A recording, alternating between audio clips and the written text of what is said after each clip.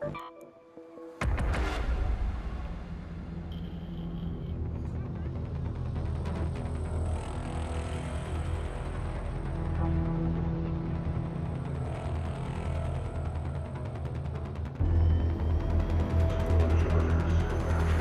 when you see your big group, you have the problem. You know, when they want to see the Bible, and the wisdom, if you live in this world, then the most valuable people. You have heard that it was said, love your neighbor and hate your enemy.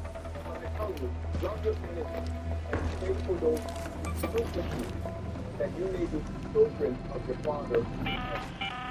Apollo speaking. I'd start checking the water distillation system in the underground tunnels. Should be a lot to learn there for my own designs. If you love those who love you, what reward will you get? Or not even the tax collectors do that. And if you greet only your own people, what are you doing more than others? Do not even pagans do that.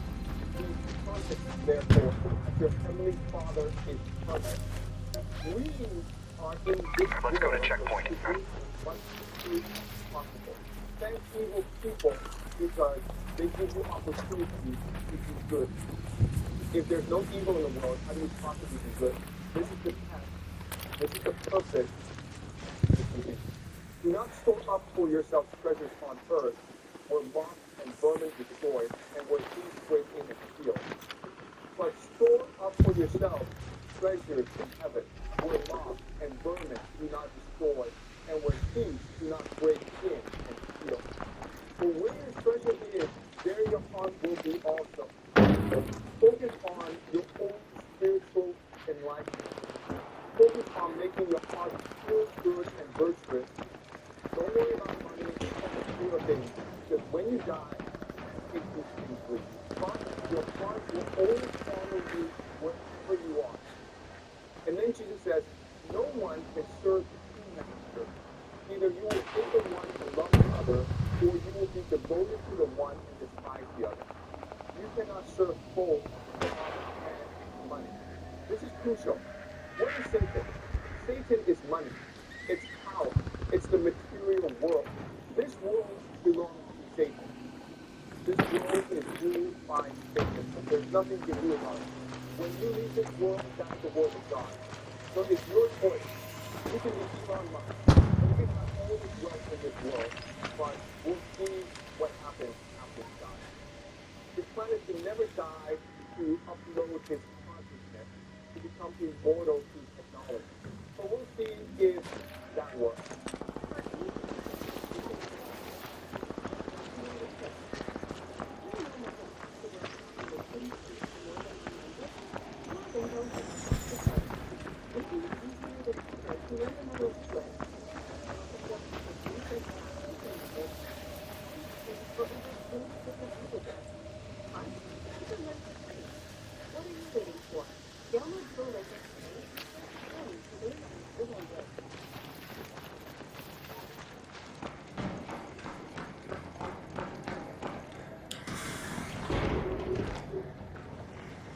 What burns belly fat faster, cardio or the power stimulator?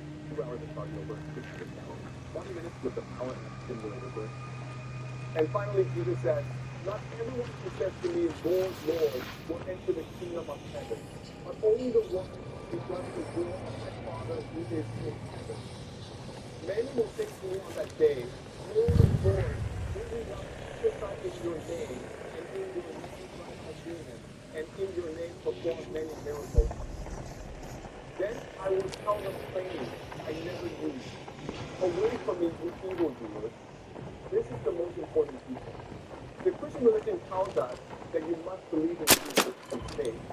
All that matters is belief in Jesus. Doesn't matter what you do, doesn't matter what you say. What matters is your belief. And when Jesus himself is saying, no, don't use my name. Don't tell me. In fact,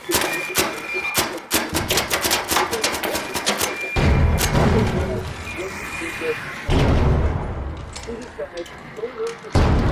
Do good. So the question is, how do we get from this teaching to the Catholic Church that they will be condemned without the answer is the Catholic Church is created by the Roman Empire, not by Jesus. This is the crucial insight that changes everything. After Jesus was told, what is good, then we use it.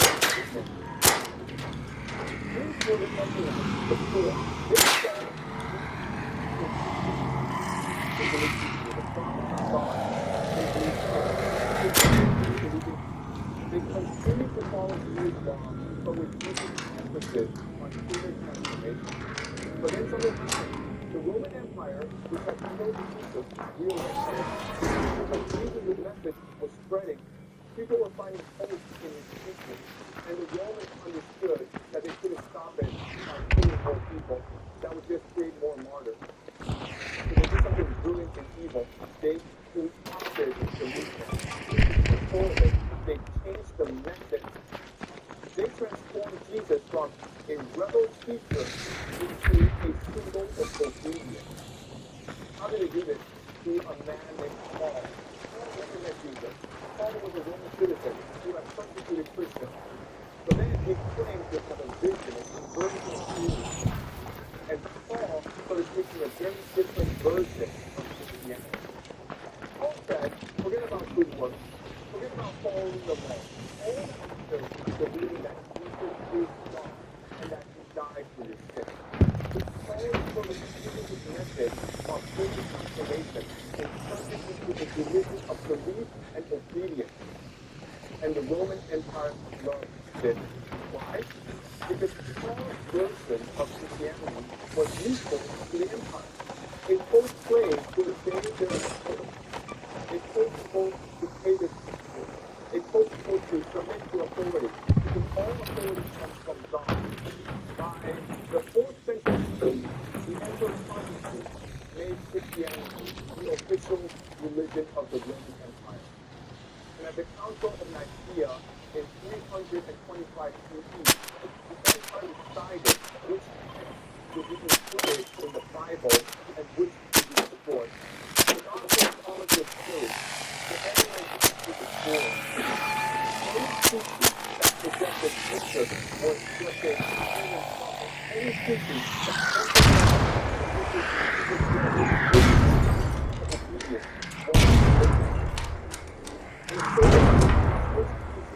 Jesus was emphasized and exaggerated. Why?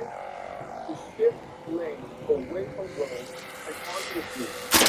Because the people believed the Romans killed Jesus, they needed to be authority.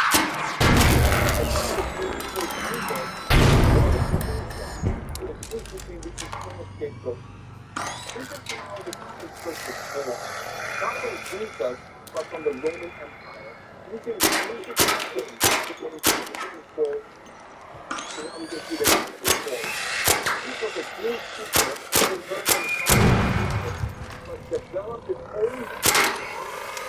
His message was that this was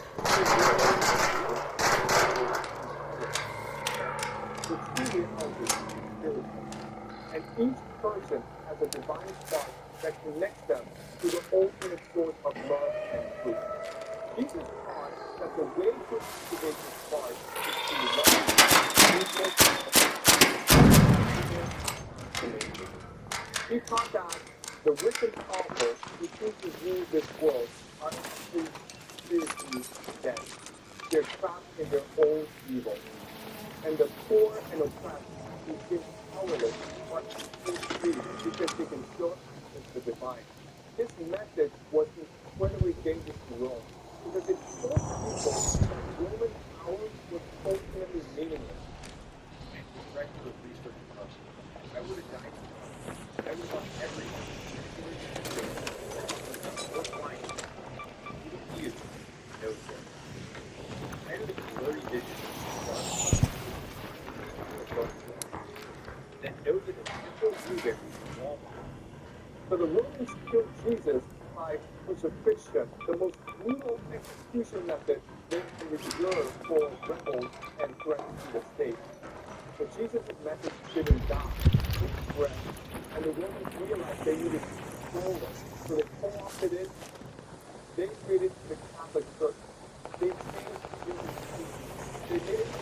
meek and obedient instead of inner transformation. They destroyed the things that served Jesus' real teaching, like the gospel of Christ. They created a new narrative that blamed the Jews for killing Jesus instead of the Romans. They made Jesus into God instead of a teacher showing us our own divinity. And for 2,000 years, this false version of Christianity has dominated the Western world. Millions of people worship Jesus without understanding what he actually taught. They need to believe in Jesus to be saved. When Jesus himself said, "Don't follow me, follow your own heart." So what do we do with this information? How does this change how we live? First, we need to understand that institutional religion, especially when it's allied with state power, is not about spiritual truth. It's about control. The Catholic Church, the mega churches, the televangelists who tell you to believe and obey and donate, they are continuing the Roman strategy of using Christian names to maintain power. Second, we need to reclaim the spiritual message. The divine spark is in you, not in a church, not in a priest, not in a ritual, but in you. Let's move to that location. Bring that spark to love, creativity, and forgiveness. Your purpose is to see through the illusion of this material world and recognize your connection to the eternal source. Third, we need to take responsibility for our own spiritual growth. This is a room for you. Not Jesus, not Jesus. They can point the way, but you have to walk the path. You have to make mistakes. You have to learn. You have to grow. Fourth, you need to forgive. Forgive yourself for your mistakes. Forgive others for their mistakes. Forgive the people who touch you because they're trapped in their own spiritual depth. Forgiveness doesn't mean accepting evil. It means refusing to let evil consume you. Fifth, you need to recognize that time is infinite. This one lifetime is just one experiment, one attempt.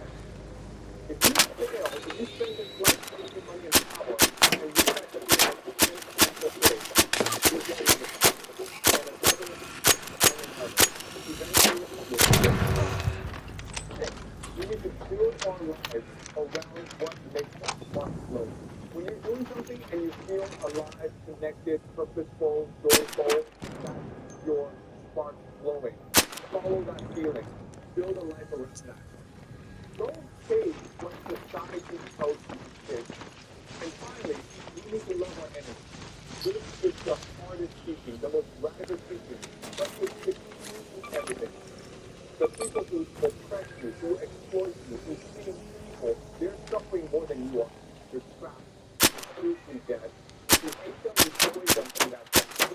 If you love them, you may free them. And you're definitely dealing with yourself. Conclusion, a life that never dies. So that's the complete story of Jesus. Not the story the church tells you, but the story based on evidence, based on texts that were hidden for centuries, based on the teachings of prophets and poets who understood the same eternal truth. Jesus was not God. Jesus was a human being with a divine spark, just like you. But Jesus figured out how to make that spark glow so brightly that 2,000 years later, we're still talking about him. Jesus did not die for your sins. Jesus died because he was a threat to the Roman Empire, because he taught people that material power was meaningless and that inner freedom was everything. Jesus did not found Christianity. The Roman Empire founded Christianity using Jesus' name to create a religion of obedience and control. Jesus' actual message was this: you have a divine spark. This world is false. The true reality is spiritual and eternal. Grow your spark through love, forgiveness, compassion, creativity. Don't work with faith. Don't follow me. Find your own life and shine it into the world. That message was so powerful.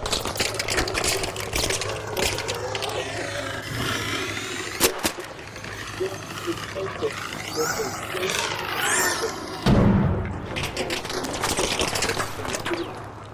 in the These sites are basically in the heart and soul of the recognized and now you know what CDs are. You know why the empires have chosen and co-opted methods. You know that the divine spark is in you waiting to be awakened. The question is, what will you do with this knowledge? Will you continue to follow the entire version of Christianity, the version that tells you to believe in another day? Or will you follow Jesus' actual teaching, the teaching that tells you to think and grow and learn and shine your light into the world? The choice is yours. It's always been yours. That's what Jesus came to tell us. We are free. To choose free. And this is powerful to never take it away. To go forward with this knowledge. Forgive yourself. Make mistakes. Learn. Grow. And remember that your spark connects you to every other spark, to the eternal source of all love and peace. So this is brilliant people. That's what we have to do. And that's why 6 billion people worship him today. Even though most of them don't understand what he is really saying, but they understand. He is the reason. He started it. Live it. And raise your God.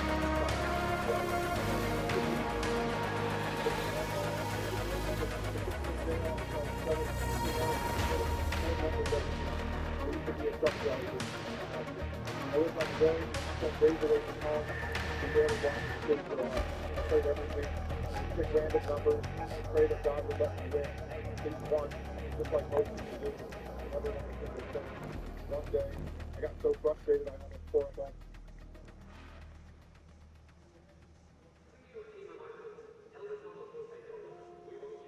Welcome back. We are joined today by Professor Janis to discuss 2026, what to expect. So thank you very much for coming back on.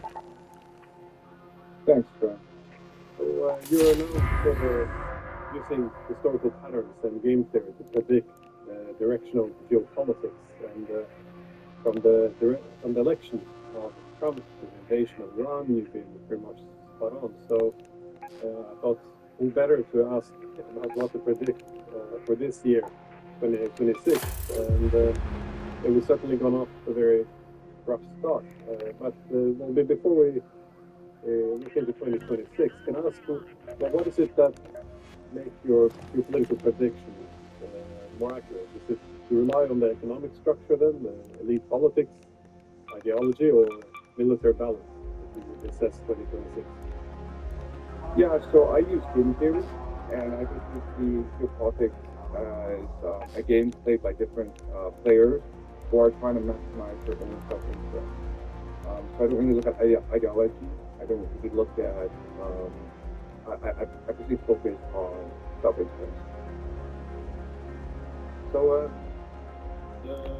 2026 then, well, what are, I guess, the main things you are looking at?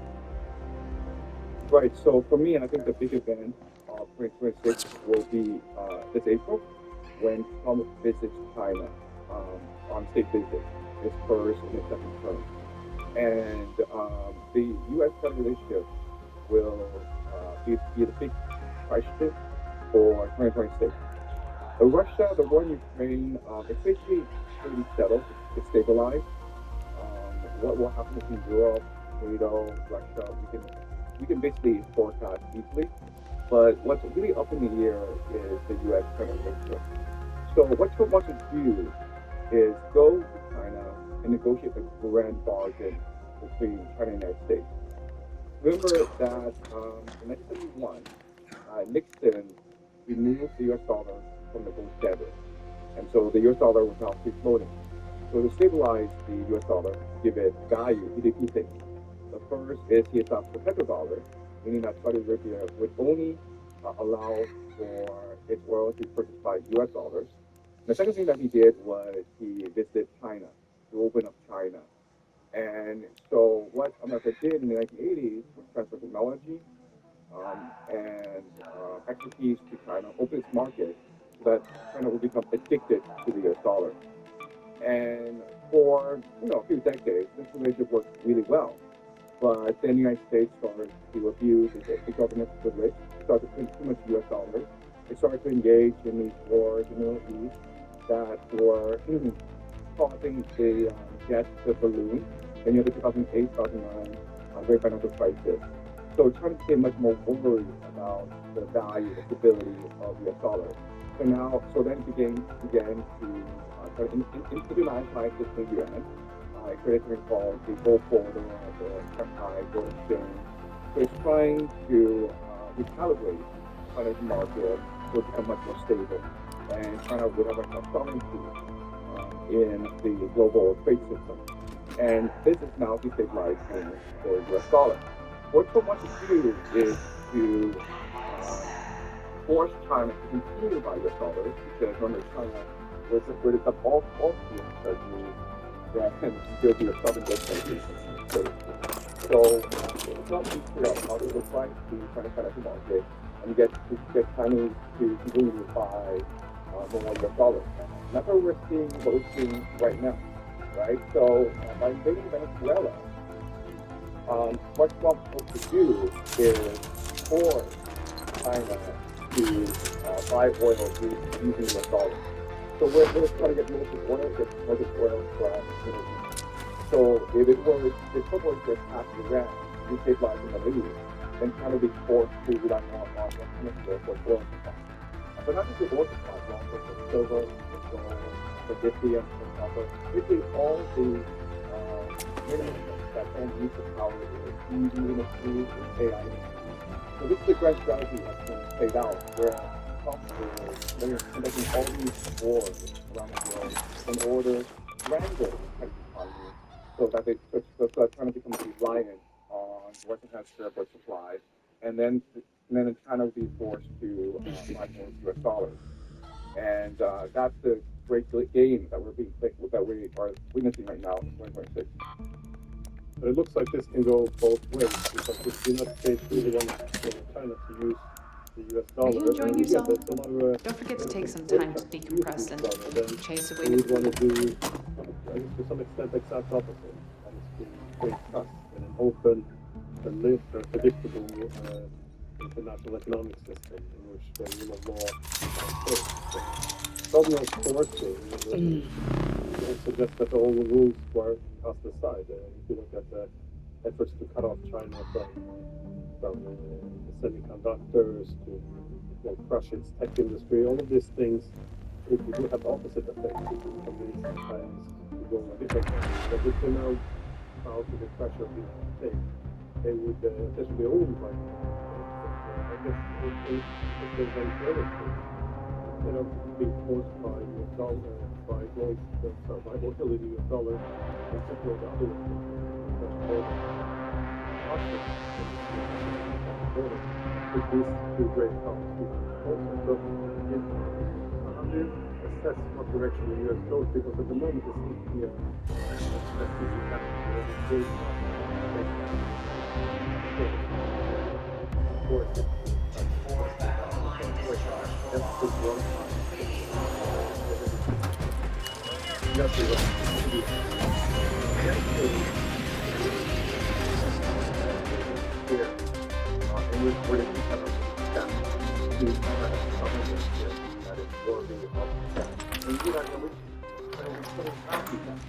To create anti-war in the United States. The problem with the United States is the global hegemony.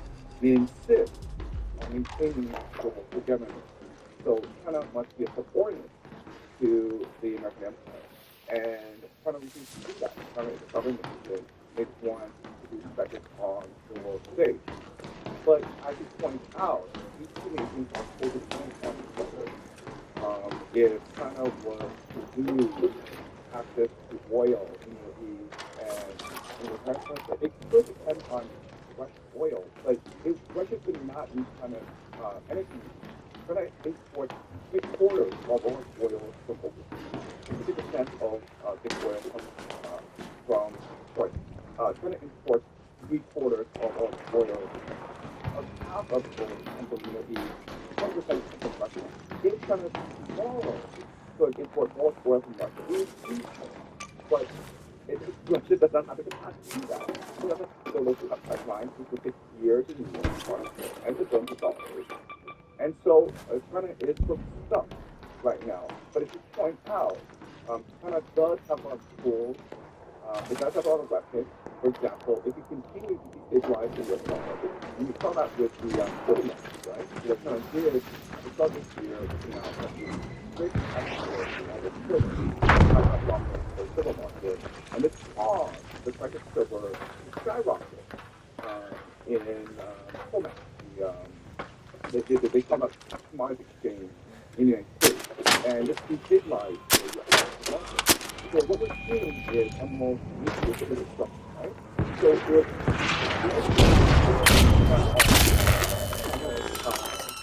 oil is a big, I think, was embargo China targeted stuff all U.S. Treasury to get on China habit, and then they have to destroy. So what we're seeing is and both China climate change and maybe the effects of that having together at the same time. They take whatever you insist on being higher from China. But that is if that is too far and you can't far behind, automatically the bike may go on to the bit. If China oversees the United States and that's too far, it also goes on to the bit.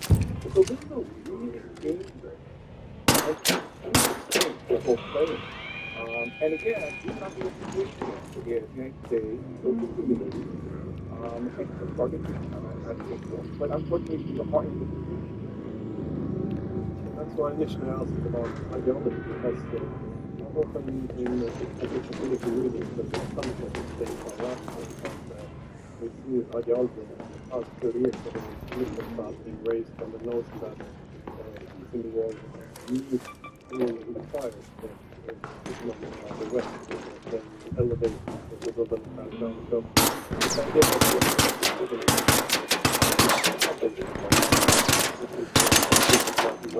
behavior.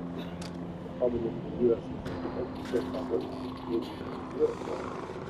I like that the stage where the China Venezuela, it did offer to accommodate them, but it's not about accommodating Europe. It's also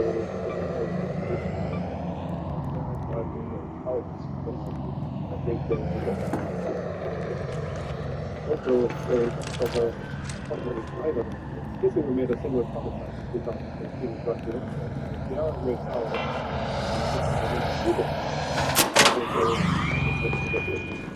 They accommodate the things that the US supports when it comes to superpower. That's the direction well, how do you see the part? I'm sorry. No, I don't think that can be important that. First of all, I think ideology change is huge risk. Okay? I think that think that's very bad. And they hate the fact that China is acting out. Okay, so that means it's huge risk. You can also say it's racism right now, what's happening in the war. It is it's so much but number one thing not to say not to critic and for the world. That's not true. Right? I'm not going to do what's like China. So I'm not going to do things and say that that's the world. Without for America can really bring kind of our own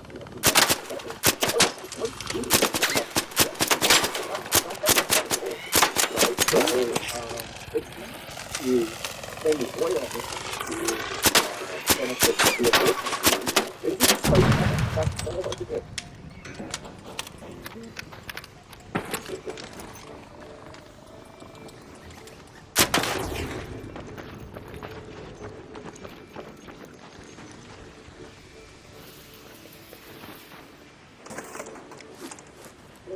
No, I agree. I think this is the main issue. This is what is referred to the one world approach. Obviously, China is the main concern though, because you're going to control your own hemisphere. China being the main trade partner to all of Latin America yes, something will have to be reversed. But how do you factor in, though, the unknown variables? For example, if I would predict one thing for 2026 will be an economic crisis that is for the United States. And again, once the economic crisis kicks in, you have manufacturing sector, political social instability, and without the state helping a bigger role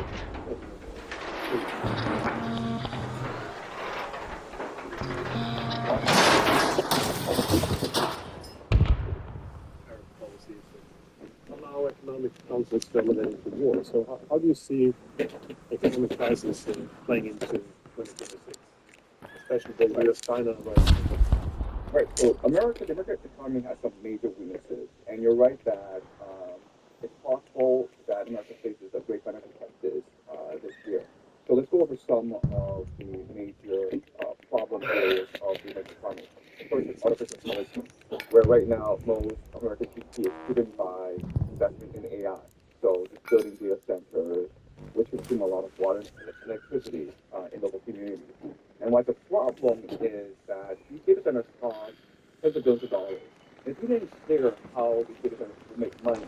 Because right now, how much will we use, how much will we use AI to generate video and TV for, right? It's unclear how this will be generated. And if it's possible for AI to be profitable, it will cost millions of dollars to be lost. So it seems as though the AI bubble is about to burst. The problem, though, is that right now the U.S. economy doesn't make any sense, right? So there's Michael Berry, who is very famous for predicting that in 2008 the subprime market, the CDO market, would collapse. And he took out billions of dollars in bet against this market. He made a lot of money. And then he made a bet against AI because he was certain that none of the fundamentals made any sense in the AI industry. And then he suddenly announced that he was actually leaving the industry. And the reason why is, okay, the AI industry doesn't make any sense, but guess what? The entire American financial industry doesn't make any more sense anymore. Meaning that right now, the American financial industry is controlled by the oligarchs. It's controlled by a minority of people who dictate the market to their will. And so the average investor, market fundamentals, no longer apply to what's happening. So yes, in theory, the AR market could collapse, but because there's so few players within the AI market, controlled by seven companies, they do what they want. And the American government has something called Operation Stargate, Project Stargate, and so Trump has promised hundreds of billions of dollars to invest in the AI infrastructure. So it's possible that this bubble is going on and on. Okay, so this means that right now the American financial industry lacks the capacity to self-correct. And so if the market collapses, it's probably going to take the entire economy with it.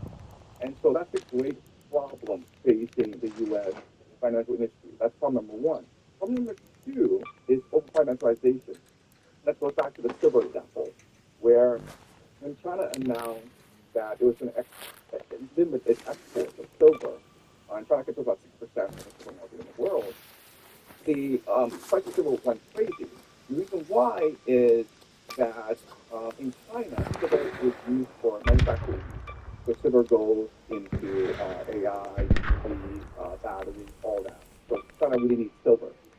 For the United States, silver is used for speculation. So silver is it's only paper silver. And a lot of these companies, like JP Morgan, they leverage 300 to 1. So every 1 ounce of silver that they have, they promise 300 on paper. And so it's a great bubble that's going to burst. Like every small silver with almost a small bankrupt. But it's not just silver, it's also oil where it's about in speculation. And so the American financial industry is one great crisis community that's about to explode at any point. And the third great weakness of the U.S. economy is cryptocurrency, where Bitcoin is all speculation, it's actually no benefit to society. So there's always Second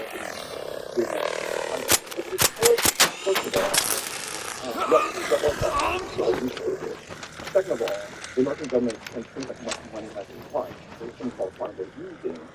And third of all, it's something that the US dollar itself as President State. But when it collapses, the entire society collapses. So you're basically looking at civil war. Civil war in America. Yeah. So in terms of global stability, you would assume that grounding will continue, given that the paper gold and paper silver and inflation go far beyond what actually exists in terms of the hard assets. Look, the reality is that demand exceeds supply, right? So silver goes to AI, goes to EV, batteries. Let's go to The that silver location. is the best nanoconductor in the world, and there's no second. All copper is second, to say it's far behind silver. So you need silver, and the world cannot produce enough silver, and this has been true for the past 5 years. And China, the United States, they're investing heavily with AI. So right now there's a major fight for extraction of silver. And let's go back again to Venezuela, where Latin America and South America actually are the world's greatest producers of silver. So this controls Latin America, and South America basically has control over the AI. You don't have to love capitalism to learn how to survive in society. I think that capitalism is the hierarchy of work, where essential workers perform. So since the dream for the United States and all these other things that do, once you begin to fall apart, civil war becomes a real possibility. How do you see this other system surviving what are the strategic priorities and how do you see them assume them? Because one would assume that China would also become a bit more assertive, become more confident, but also as the pressure is building on the United States to break China and the 90s. Yeah, so, the greatest strength, the greatest vulnerability of the United States is the US dollar, right? So the greatest strength, the greatest weakness of China is its reliance on export. China is an export-oriented economy, and in order to feed its economy, it focuses on export. And sometimes its export strategies are counterproductive and self-defeating. So, for example, it dumps commodities onto the world market, which hurts the trade system. Okay, so China has also a lot of fundamental issues.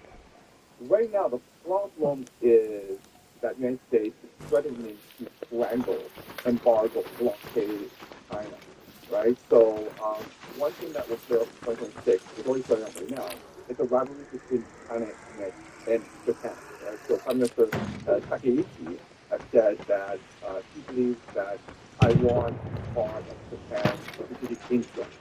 And what does he mean by that? What he means by that is that if China were to get hold of Taiwan, Taiwan could blockade Japan and access the Strait of Malacca, and therefore oil from the Middle East, which Japan is dependent on. And so Japan believes that if China were to invade Taiwan, then Japan would have to step in. Okay, so Taiwan is key. But if the opposite is true, where if Taiwan were to start with Japan, and the first island king could embargo China, block China from trade. So I think 2026 you'll see a lot more rhetoric between China and Japan. The reason why is both economies are dependent on Middle East oil. And whoever takes over the Strait of Malacca can basically strangle each other's economy. Well, this is a classical problem. Again, I think we talked before about how it's a bit like World War I, that China has outgrown this security architecture or economic architecture as well, which is more or less designed to contain China. So it's just not a diplomatic path, it does look like conflict unavoidable.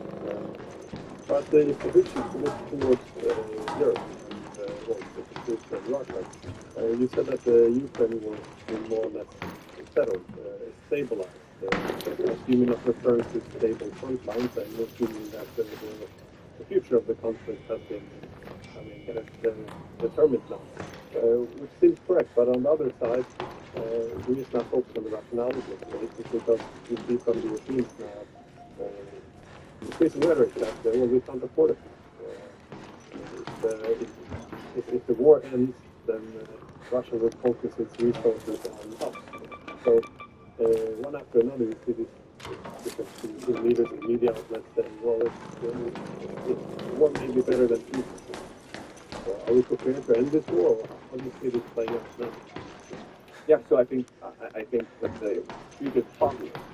Yes, Europe is going to militarize against Russia, even though it is against the best interest of its people. Its people will be very upset with demilitarization. You're already seeing massive protests in Germany. A lot of this is irrational. Europe has actually no path to victory in Ukraine, but Europe's going to stand man to their death in Ukraine anyway, because Europe doesn't know what else to do. Right? So what Europe is really saying is that if we bet on Russia losing this war, and then we put imposing indemnity on Russia, that will come all on this project. Now that Russia is winning the war, we are facing economic collapse at home. We don't really want to face that, so we're intervening in the war and hope for that. So there's no strategy here. It's suicidal, irrational, but Europe is stuck where it is. Different experts about the likelihood of a direct war between Russia and the Europeans. They usually say, very little because the Europeans don't have the troops to be suicidal. But this assumes that all wars are calculated and deliberate, because I think war, an accidental war by miscalculation, would be rooted in the assumption of escalation control. If the Europeans can't afford to see Russia lose, win, so we'll send a little bit more extra long-range missiles to try to target the political leadership. Let's go up from the Russian tanker to escalate at the same time as pressure is mounting on Moscow to stop allowing the Europeans to step over the red lines. And why should the Russians accept the Europeans engaging with direct attack in Russia? They will then retaliate. And I don't think the Europeans want this, but wanted the next one. They would just like to kill Russians through Ukraine and then, claim that their hands are clean. But I don't think this is coming to an end, I think. From what I hear coming out of Moscow, this is reaching the end of the line, especially with Germany, which is hit harder if they continue along this path. But if you open any new certain European or German newspaper, they don't seem to realize this at all. They recognize the possibility of war because Russia will want to restore the Soviet Union or something March on Paris, something along those lines. Do you think so that this is a real process? Look, I think that the leadership of Europe, the European elites, they live in their own reality. So, like YouTube and social media, they're different bubbles. And I think, like the European elites, they literally believe that Russia will collapse tomorrow. And we just wait another day when the Russian communist collapse, the people of Russia will re-roll and put it in the world for peace. If you just watch their media, they repeat it over and over, and it's something self-inflicted level. They feel what is just falling. An ARC orbiter is en route. Safe window is closing. 10 minutes to get out of there. I repeat, 10 minutes.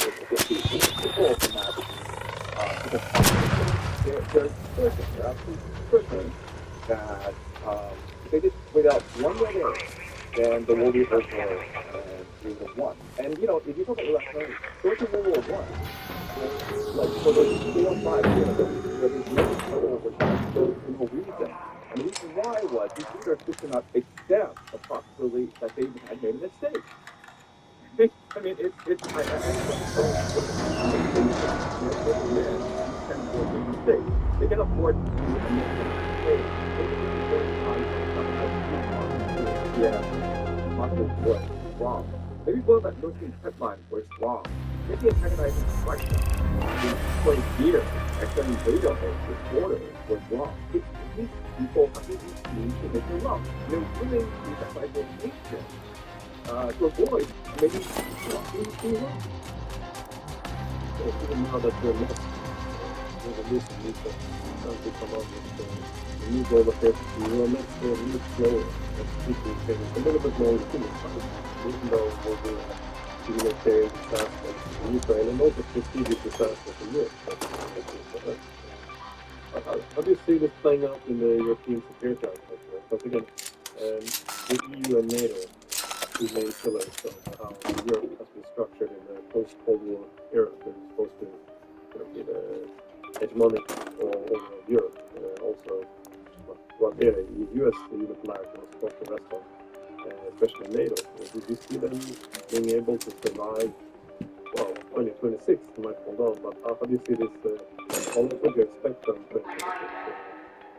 Complete collapse isn't necessarily the cause, but it seems to be deteriorating fast. And as we speak, countries like planes in Greenland, and the Danish Prime Minister trying to refer to Article 5, but I'm not sure if America will come to the defense of Greenland. If America goes after Greenland, I mean, this is kind of absurd stuff. Look, the reality is that Trump hates Europe. He did it Europe ever since 2015 when Europe basically insulted him during his first presidency. Europe thought he was a joke, he was a charlatan, and Europe started Obama to overthrow him in 2020. So Trump hates Europe, and you can tell because what was the first thing that happened after Trump won election? He sent Benny Gantz to Europe to scold Europe for failing Russian civilization, right? For letting in too many immigrants, for embracing woke ideology, for betraying Christian values. And so Trump would be more than happy to see the entire NATO system collapse. And you could argue that, Trump is forcing NATO to collapse because Trump is forcing NATO to fight a war to possibly not win against Russia. So I think what's going to happen is that NATO will sleepwalk into disaster into Ukraine. The reason why is that it's this lumbering bureaucracy that I cannot possibly imagine in terms of time. And these are just bureaucrats who just want to find their own paycheck and they're looking for their own pension. So they don't really care what happens. They'll just do what they're told. And this war will be settled in Odessa. I think that NATO will collapse Odessa because NATO will commit to defending Odessa. Russia will encircle it, blockade it, and NATO will not be able to hold on. NATO will force the Europeans to be conscripted into the army to die with Russia. They will achieve. You will have civil war throughout Europe. But this is a 5 to 10 year time frame. It's going to happen this year. It'll be another 5 to 10 years. But it's a slow death for sure. This is day one of my husband doing IC workout. This is day 21 of my husband doing IC workout. Make it a habit. 7 minutes. Odessa would be the end of the Ukraine war. Yes. Yeah. No, well, that makes sense. The Russians have set their eyes on Odessa as this is to a large extent about the Black Sea, because it will be it's a bit incredible actually Odessa is 2 sides in this war. Probably started there. How about the Europe's role in the strategic economy? There are so many words, strategic economy, European sovereignty, these were the slogans of the EU. It's very stark contrast to the subservience to the US and hate Europe, but obviously the internal cohesion holding in place. I think Europe, succeeded when it was able to deliver economic benefits to the United States. Collective bargaining. I don't see that anymore. Yeah, so after 1945, Europe was forced to adopt the ideas of the open society, right? Paul Popper, who argued that World War II was caused by fascism, that is, excessive embrace of nationalism. To prevent another great war, society should become much more open, multicultural, tolerant, and that's what society is. You need bureaucracy that has decades. That's why they let in so many immigrants. That's why they that's why brothers in the sport ideology, and it's basically made society, much more polarized. So you have a real possible war in, to an extent, in France, because they just let in all these immigrants, and the natives see these immigrants as a threat to their cultural identity. And so, wars are fought because people want to fight them to protect the ones they love, and they fight them for their homeland. But right now, if you go to Britain and you ask them what are they doing to you, I think this would be hard to answer to. These immigrants in Britain, you interview them, and they say, are you going to go fight a war in Ukraine to defend Britain? And they'll say, hell no. And they are like, why would I leave this land to go die in Ukraine so that the immigrants can take it over after I'm dead? So the idea of, immigrants looking to fight anything is ridiculous. And yeah, I mean, because the European nations become more terrorist. But it's Europe is on the table of fighting a full-scale conflict with Russia. Sometimes I get a feeling of some similarities with the Soviets after the Bolshevik Revolution when they were fighting, because the Russians were deeply religious, and when they were essentially going to fight under a Bolshevik or a Soviet flag, the problem then was what exactly are they fighting for? So they kind of have to allow the church to come back in, because this is why all of this is going on. I guess the same impression now that the Europeans have been told that we have to go and die to fight Russia, and if that's why they refer to the nation and the typical things people would die for.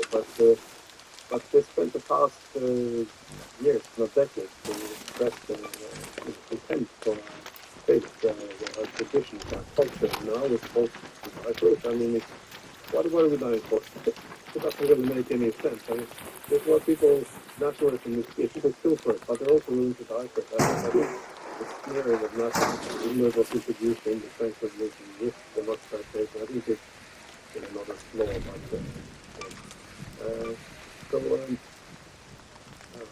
How does this tie into the United States?